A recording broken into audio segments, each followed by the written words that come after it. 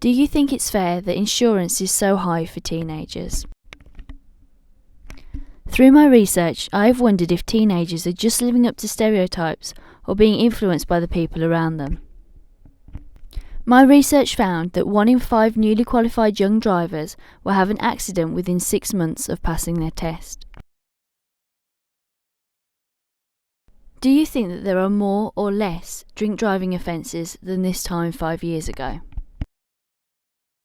My own personal opinion as an officer, I would say that there probably are more drink drivers getting away with drink driving as opposed to drink driving offences, because the figures only show offences. Offences are obviously people that are caught.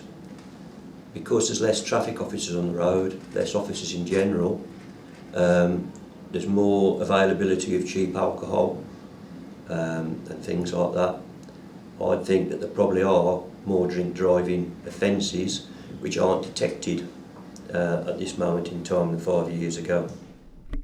My aim is to engage the younger audience. I wanted to ask a student, what's your opinion? What are you looking forward to the most when you can drive, and why? I think I'm looking forward to the most when I get a car is the freedom I'll have, being able to drive where I want, go where I want without having to rely on anyone else or have anyone else to take time out of their day. I can just go of my own accord and do what I want. Would you ever be tempted to drink and drive? I don't think I'd ever be tempted to drink and drive. I think I'm sensible enough to know that it's not a good thing to do. If I'm on a night out, I don't think I'd take my car. If I'm drinking, I wouldn't be in my car. I like to think I'm more responsible than to do that. Do you think that teenagers are aware of the lawful consequences, and what do you think could be done to make them more aware? No, they're not aware of the consequences. They're aware of the lawful consequences, they're aware that I'll get banned, but I don't think they're aware of the knock-on effect of not being able to use public transport, having to use public transport, the fact you can't just jump in your car and go and visit your mate, get a taxi or something, the cost implications, the fact that it'll cost you extra on your insurance. As a young person, driving is probably £2,000 for a 1 litre car anyway, so they don't realise the effect it's going to have on their lifestyle basically. Lack of money, because everything costs more. The fact if you do get caught while you're banned, then that's normally a prison sentence, because that's driving whilst disqualified, so it's normally a minimum of 3 months imprisonment for driving whilst disqualified straight away. If you go to America and places like that, it's classed as a criminal record. Speeding, for example, you get points, but it's not actually a criminal record. The drink driving part of it is a criminal record. If you go to get into America, they won't have you in because you've classed as having a criminal conviction.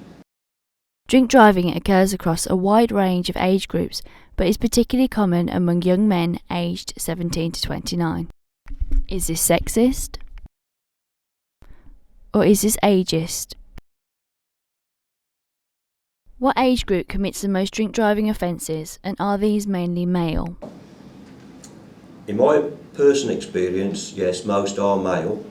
The age group, I would say, in my experience, is late 20s plus, but I do know that statistics show, and it's probably again down to inexperience and the fact that alcohol is readily available, and the culture in our society is more and more towards drinking the alcohol to excess, that the youngsters are probably catching up, probably committing as many offences, but because of the lack of resources, again, are getting away with it. Do you think it's fair for teenagers? Don't adults drink and text too? Well, figures have shown that 48% of young drivers have seen their parents drive while talking on a mobile phone. Nevertheless, older people tend to drink more frequently than younger people. Just 1% of 16 to 25-year-olds had drank alcohol every day during the previous week. 4% in 25 to 64-year-olds, and 13% in 65 plus. So, do you think it's fair that male teenagers get targeted?